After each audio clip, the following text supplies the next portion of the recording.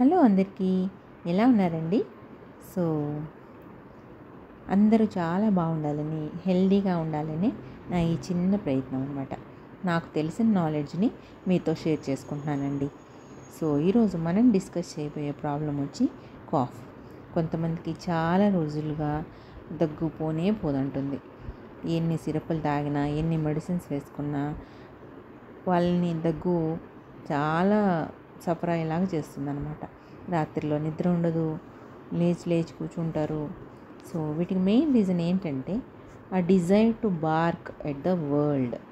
See me, listen to me అంటే వీళ్ళు attention grab చేస్తున్నారు. ఎక్కడి నుంచి? ప్రపంచం నుంచి, అంటే మన సొసైటీ నుంచి, వాళ్ళ ఇంట్లో నుంచి, వాళ్ళు పనిచేసే ఆఫీస్లో నుంచి, అన్ని చోట్ల నుంచి వాళ్ళు అటెన్షన్ సీక్ చేస్తున్నారు, అడుగుతున్నారు. సో వాళ్ళకి అటెన్షన్ తక్కువైందని అర్థం. సో దీనివల్ల ప్రాబబుల్గా కాఫ్ అనేది ఎక్కువ రోజులు దగ్గు అనేది వీళ్ళని సతాయిస్తుంటుందన్నమాట. సో దీనికి వాళ్ళు ఏం చేయాలంటే, ఏం అఫర్మేషన్ చెప్పాలంటే, I am noticed and appreciated in the most positive ways. I am loved అంటే నన్ను అందరూ గుర్తిస్తున్నారు, నన్ను అందరూ మెచ్చుకుంటున్నారు, నేను చేసేవన్నీ మంచి పనులుగా అందరూ పాజిటివ్గా మాట్లాడుకుంటున్నారు, నన్ను ప్రేమిస్తున్నారు అనేది వీళ్ళు చెప్పాల్సిన అఫర్మేషన్స్ అనమాట. ఈరోజు మనం డీల్ చేయబోయే ఇంకో ప్రాబ్లం వచ్చి క్రాంప్స్. అంటే అప్పుడప్పుడు నరాల దగ్గర మనకి పట్టుకున్నట్లు అనిపిస్తుంది కదా. సో వీటికి మెయిన్ రీజన్స్ ఏంటంటే టెన్షన్స్ ఉండొచ్చు, ఫియర్ ఉండొచ్చు, గ్రిప్పింగ్, హోల్డింగ్ ఆన్. సో ఇవన్నీ కూడా మెయిన్ రీజన్స్ ఉంటాయన్నమాట. సో సడన్గా నడుస్తున్నప్పుడు కానీ, లేదా నిద్రలో కూడా ఒక్కోసారి మోకాళ్ళ కింద భాగంలో పట్టుకున్నట్లు అవుతుందన్నమాట. సో వీటి నుంచి బయటపడాలంటే మనం చెప్పాల్సింది ఏంటంటే, I relax and allow my mind to be peaceful.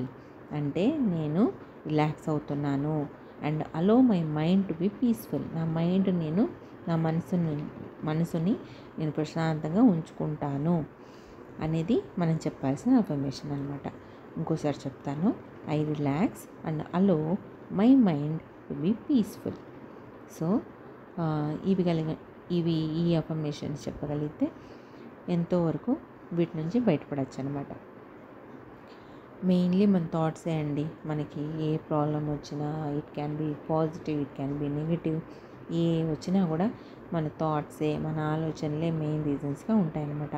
మనం ఏం చేయాలంటే, మనం ఏం ఆలోచిస్తున్నాం అనే దాని మీద మనకి అవగాహన ఉండాలి, అవేర్గా ఉండాలి.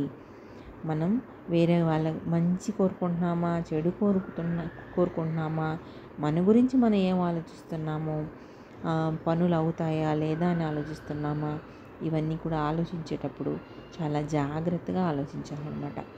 ఎప్పుడు ఏదో ఒక నెగిటివ్ థాట్ మనకు వస్తుంది అంటే ఇమీడియట్గా దాని నుంచి బయటపడాలి.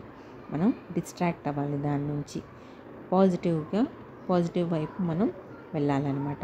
సో ఇలా కనుక మన ఆలోచనల్ని మనం కంట్రోల్ చేయగలిగితే మనకి ఎటువంటి ప్రాబ్లమ్స్ ఉండవండి.